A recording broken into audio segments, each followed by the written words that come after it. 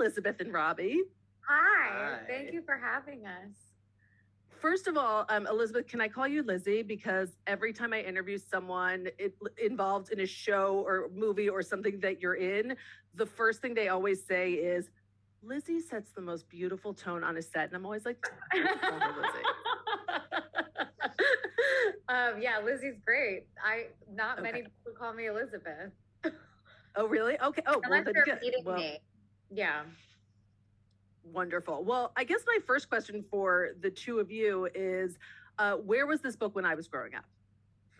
Yeah, someone had asked us if these were things that we learned as kids, and we were like, no, these were things we learned as adults. I wish we learned them as kids. But that was really the impetus, was thinking about how do you have a positive effect on culture. And it really starts with children and creating curious children, which would create empathetic children. And what's more interesting than understanding our feelings at a developmental age? Yeah, I mean, to just Hattie Harmony, Worry Detective, is about this character, who it's the beginning of school, and different kids have different anxieties and different feelings and different tensions going on, and she kind of has her mantra of banishing worries and anxieties, and has them herself. And I have to say, it's just when I read this book, I thought, oh my God, how important right now. I mean, yes, the first day of school is its own like bag of drama for everyone. But also just right now in life, like there's so much anxiety for adults too. And to think about how like the psyche of young children are processing this is on a whole other level. Yeah, I think it's wild to think that also kids haven't been in school, that this could actually be even more heightened anxieties. But it was definitely, the goal was to give kids the tools to at least identify the feelings that they were having and then provide them tools on how to manage it.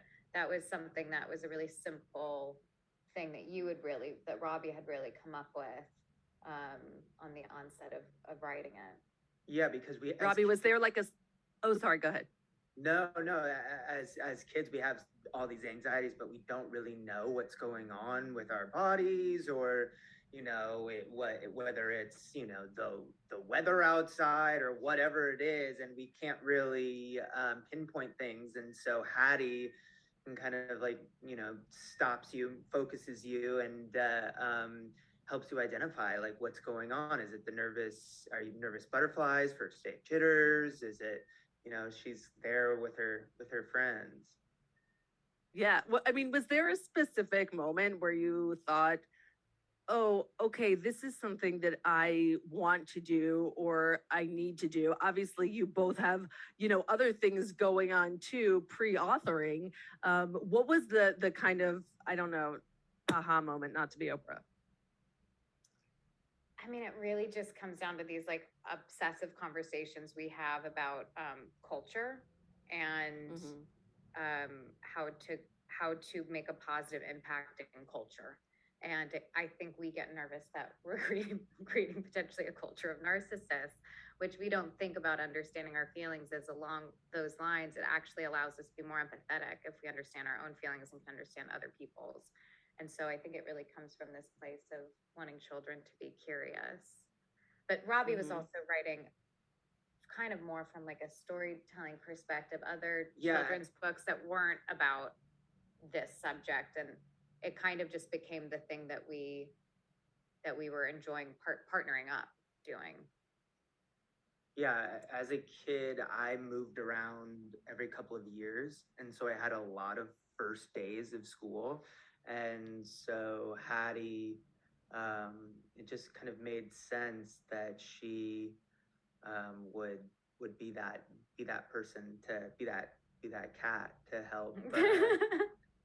But you also like the idea of her being filmed like a film noir character, right, in a way. Right. How did you decide on the cat? Like, I'm always fascinated by children's books, the different animals and how you which animal you decide to assign to which personality. Well, I mean, when we wrote the book, we were like, okay, it's an animal. And then we went back and forth and said, maybe it's just a little girl. And so we couldn't really figure out which the best approach was. And then when we got in touch with Marissa Valdez, the illustrator, she sent us back without knowing that we had this conversation about animals. And she sent us back these adorable renderings of animals, and we're just like, that's it, that's Hattie. And then one of my favorite things to do is to come up with character names, so like Pearl Peppercorn and like Duncan Del Mar. Like alliterations is a big thing in my life apparently. And these characters were like, oh, that would be funny if this was a little porcupine, this was a little, just coming up with different animals that could embody these names. Yeah, Marissa really, really brought life to the characters in a way that we weren't fully expecting. And but we knew that she would, because of how much we loved her art and how much we also were obsessed with color palette. Yeah, we were really particular. We wanted to feel like, because we're such fans of like children's books and picture books and like the history of it and the integrity of it and how important they are. And so we like really wanted it to feel timeless and feel like 2D and pencil drawings. And so she really crushed it and was like, this is incredible, and this feels like what we were looking at as kids. It's so interesting that you say that, because now I'm flipping through it and it's so true. Like I feel like sometimes there is a sort of contemporary look of very defined and very bright and very whatever and this does feel like, the color palette almost reminds me of like Richard Scarry books. Oh. And you know what I mean? And like there's I love it. It's beautifully colorful, but it feels exactly like Robbie, just what it feels kind of timeless. Like it feels like this book could have been written 30 years ago, or yesterday. Not that like anyone, or at least anyone I knew, was talking about like mindfulness or breathing. Definitely not. At least not in Jersey where I grew up. Yeah. That's how was it? Did you do kind of, because there is, and I love the end of the book, you kind of talk about which is almost a wonderful guide for parents or caregivers or whomever, about the different tactics that you are incorporating into the book, like breathing, like mindfulness, like activity and different things like that. Was that something that you both just know about? Did you do research into it? I think it's a combination of really Robbie creating kind of the cute situations. For instance, with catching the butterflies, Pearl Peppercorn is very nervous and she feels like she has butterflies in her belly. And so Robbie thought it'd be cute if they actually went and had a butterfly net and caught butterflies, but he didn't realize that what he was doing was creating mindful movement. So they're just things like that were good for the story, that also happened to have a tool that was actually something that is researched and something that does come from family or child psychology. And so, not that we're experts, but we did have experts take a look at the book and help us make sure that we were using the correct syntax for kids as well, which is very important. That things aren't too definitive, but that things can help adjust as opposed to be gone completely. And another example is when Hattie herself is facing her fears, Robbie thought it was cute for her to have Miss Mirror, again, the alliteration. And, but what he didn't realize is that he was also encouraging positive self-talk. So it's just things like that, they're natural to the story. Lizzie really helps me understand my vision, I think. We like kind of he does all the creative writing and I'm like, well, how do we structure this? Yeah. So you're the editor. So that was my next question. I was wondering how, because listen, there people can love each other deeply and be horrible coworkers. But it sounds like the two of you have like a real like writer editor thing going on, which like I feel like I can see it as a writer. Like I literally see your minds work together. Yeah. Yeah. Yeah. I mean, you are definitely the like circuitous We line, and I'm like the how do we figure out a path? I would definitely be lost without you. But I don't write really. So it's been a fun combination of our skills. Like I love essay writing as it growing up in college and high school, and Robbie's a creative writer, and so it has been actually it's really worked out. Yeah. The strength. Who got final veto power over like not using that name or like absolutely not to that line? Pretty 50-50. Yeah, there was no fist fights, no arguments. No fist fights. We used our breathing techniques. Yeah. Yes. What were you two? I mean, when you think back to, or I mean, I have to imagine that you thought about your own childhoods when you were writing this. I know I did it when I was reading it and just thinking of different things that made me anxious, or I have two kids thinking about that made them or make them anxious. They have like their first day of sleepaway camp tomorrow, and Right. and I kind of, even though they're tweens, I kind of was like, this is a really good, all of these lessons, the packaging might be for younger kids, but it's all like everyone should kind of take this in. What were your things as kids that I don't know, kind of were your like anxiety things that you thought about while writing? Well, yeah, moving around a lot, so I went to a lot of different schools. So first day of school was really always anxiety riddled. I mean, flying as a kid, anytime I would have to get on an airplane, that was a very scary thing. I hated race.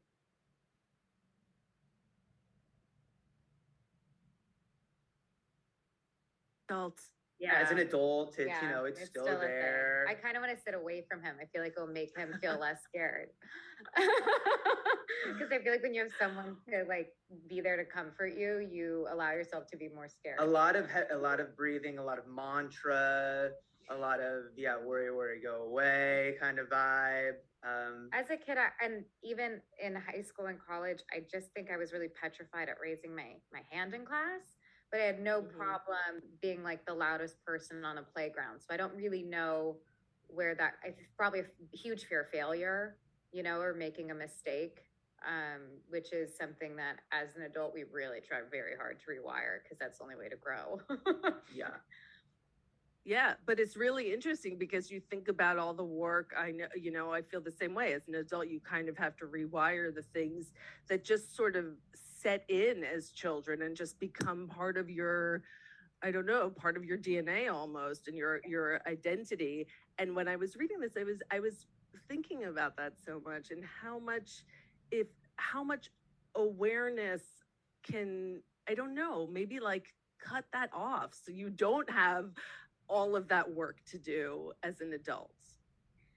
Yeah, I mean, that's the goal, right? And I think the most important thing is if we can understand our own, and I don't mean to be repetitive, but if we can understand our own feelings and emotions and have tools to manage them, then we can see someone else suffering and not think that they're doing something intentionally to hurt me, or just to see, maybe they're struggling and they don't actually have the tools that I have. Maybe we can have a bit more compassion for one another, which I think would be amazing if that were implemented from developmental stages in kids. Maybe that would help society. I don't know. Yes.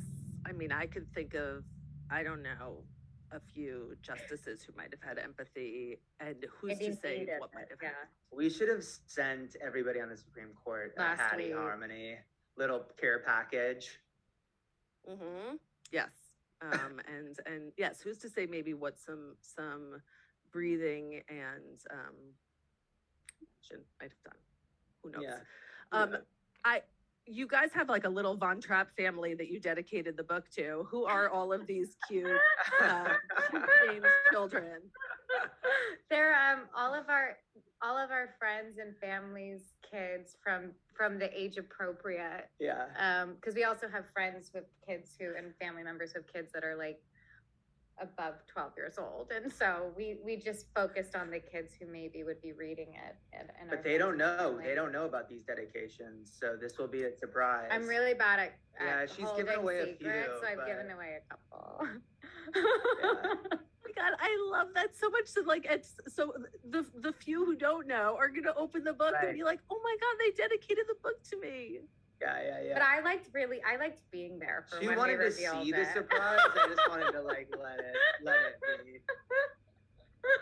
I wanted to watch it happen in front of me. Yeah, absolutely. What's the next book? What's the next alliterative book that you guys are going to do together? It's opening night for Hattie Harmony. And so it's the school play. And so we get to watch the kids have some responsibility, some creative endeavors that they feel like aren't perfect enough.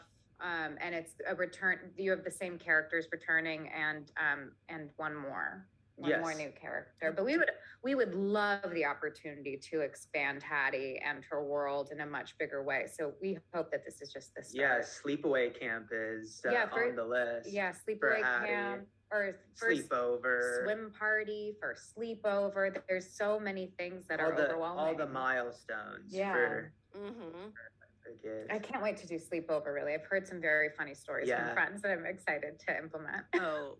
Yes, hell yeah. Not that, I mean, I am a big proponent of books and not thinking that every book needs to be adapted, but do you envision this in the future as some kind of like animated TV thing as well, or you want to kind of stick to books? I think well, Robbie has like an illness where he where he can't just see something for what it is. He like has to market it from a 360 perspective. So like we imagined lots of things, including a ride at Disneyland. I literally made the publisher send me a photo copy of Hattie so I could cut it out, and I put it on a stick and it follows us like wherever.